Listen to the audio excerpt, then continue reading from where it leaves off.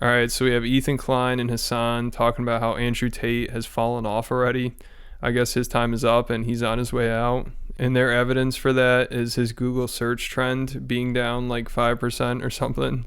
I guess that proves it. He's a thing of the past. I mean, I'm not a big Andrew Tate fan, but I don't think that guy's going away anytime soon. And if he's fallen off, then what has happened to Ethan? I mean, he's only been losing subscribers for the past year. All right, so let's just get into the clip. This is Ethan and Hassan reacting to the Impulsive podcast. He's a good man, that Mike. In fact, you know what's wrong with Impulsive, I would say at this point? Too much Logan Paul. I think if we could just turn up the mic, turn down the Logan, that would probably be a hit podcast. I don't want to say that because I think I'm going to be on their podcast soon, so I'm going to go ahead and say, no, I think it's just enough Logan Paul on there. That'd be great. That'd be great for you to go on there. Yeah. He's a good guy. He's changed, He's a new man. Just don't mention Dink Doink, okay? All right, let's see what he had to say. Portnoy did a relatively good job with him, and I think... Oh, this is cool. I wonder what he's trying to promote here. Hassan did a very good... I wonder what you're trying to promote, dude. You're doing the same exact thing. You're wearing a Teddy Fresh shirt. This is the best. Ethan's like, oh, I wonder what Logan's trying to promote here, because he's wearing a shirt for his drink company. And then it just cuts back to Ethan, and he's wearing his wife's clothing brand. How does he not realize how stupid that sounds? And I like how he's saying that Logan's changed. He's like all sarcastic. He's like, oh yeah, Logan's changed. He's a good guy now. But that's like Ethan's whole shtick, is that he's changed. He's like changed for the better now. He's learned from his mistakes. And he's even like apologizing to people. He's like, yeah, I knew I was an asshole back in the past. He's like changing every like 5 minutes basically. Like less than a year ago, he was talking about Mike, like Logan's co-host, Mike Malak, is like the biggest asshole ever. He's a terrible friend. He's a piece of shit. And now he's apologizing to him. And as you'll see here in a second, he's like, oh, he's such a great guy. I love this guy so much. He's my best friend. So Ethan, he's allowed to make mistakes. He's learning. He's changing. He's doing better. But Logan, he's just too far gone. He can't change. And also, the only reason Ethan's even apologizing to Mike is because he wants to get some clout from that. I mean, his most popular podcast by far recently was the one with Mike, Tana, and Jeff. Even though it's pretty obvious, he's only apologizing because he's getting desperate and he realized he burned too many bridges and he wanted to get some clout from having them on. And now he's doing it with Jason Nash, it looks like. He's talking about how he wants to apologize to him. Even though just last year, Ethan was talking about how Jason is a complete piece of shit and he sexually assaulted somebody. And now he's like, yeah, I'll have him on the podcast and I'll apologize to him. I want to be friends with him. And Ethan's fans are like, what are you talking about, dude?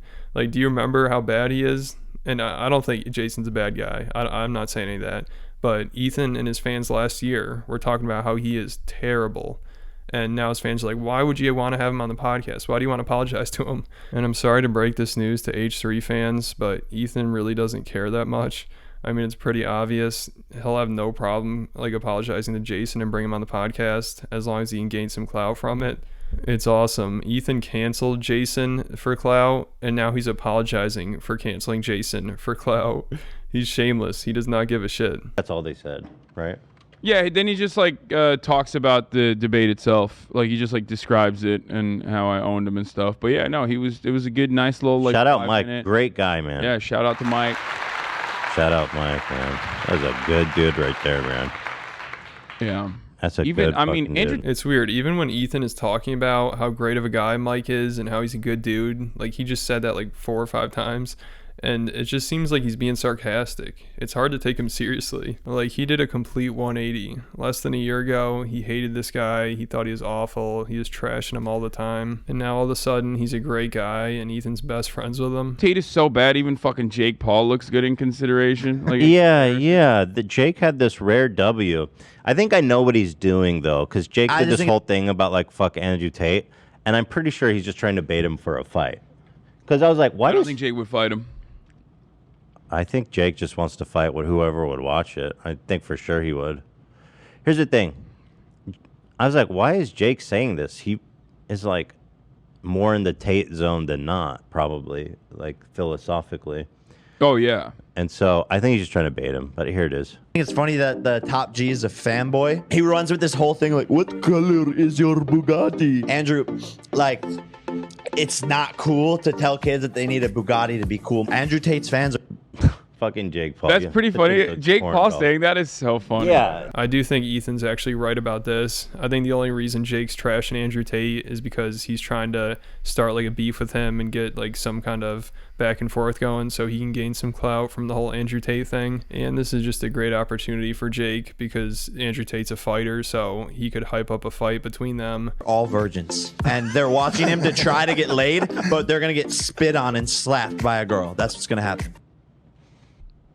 Okay. I mean, he's right, obviously. So, but I think Andrew Tate is actually already fading. His star is already fading. I think everybody is over him, and his disappearing phase has already begun. Dude, my man did one fucking debate where there was a little bit of pushback and he just fell off the map. It is wild. I don't know how the fuck that happened.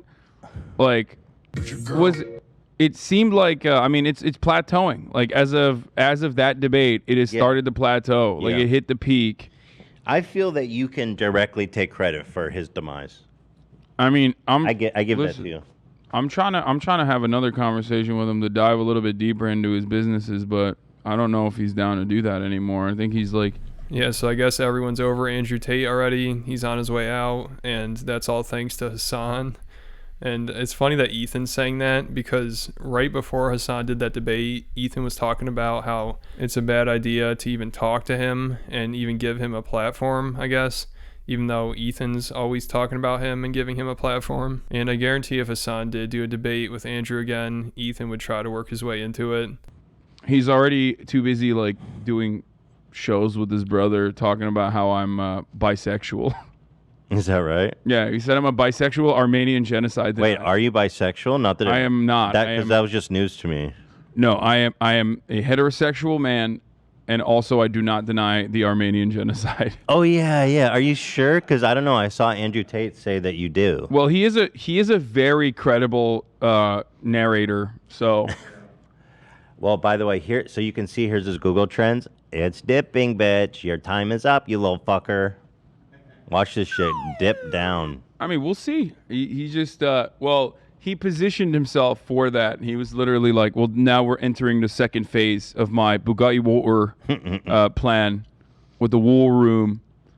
Anyway, we don't have to do another fucking episode on Andrew Tate, man. No. I know we've covered it endlessly. I'm sure your fans are also. Well, I'm just tap dancing on his proverbial grave a little bit. Someone told me that he went from 100K on Hustlers University to 60K though. That doesn't surprise me. I mean, but I don't what know the fuck are they getting out of that? I mean, I could also see that being like just a cut of all the bots or something. Like maybe Discord was like, yeah, there's a lot of bots in this server. We should. Oh, the Discord got. I love that Ethan pulls up that Google trend thing. It's just like a little tiny dip. It's like, oh wow, he's really fallen off. It's over for him. Like with his popularity, I don't think you can go any further up than that. I mean, he's probably the most popular person in the world for like a couple weeks. So of course it's going to drop a little bit at some point. And again, I'm not an Andrew Tate fan. I'm not trying to defend him, but to say he's falling off, that sounds pretty naive, but I don't know. Maybe he is. I mean, I think he just did a bunch of podcasts. Now he's waiting a little bit. He's probably going to do another round. And I wouldn't be surprised if Ethan ended up having him on, honestly, because Ethan knows if he had him on Leftovers, that would help boost the views like crazy. And again, Ethan is shameless, and I don't think he could turn down the views. Like if Andrew Tate agreed to have a debate with him and Hassan, I don't think Ethan would turn that down, even though Ethan already said it's a bad idea to platform him, and he just said he thinks he's like falling off and he's not as relevant anymore. So bring him on the podcast would help him, like help promote him, obviously. And Ethan's fans have already been getting sick of Ethan talking about him so much, but I don't think any of that will stop Ethan, honestly. So pretty much all the comments for that clip that we just watched were negative. And I think it's like that for most Leftovers episodes or like clips for Leftovers, because I just don't think many H3 fans watch it. And then a bunch of other like Andrew Tate fans will comment. Like this person said, the Tates are definitely losing a lot of fans.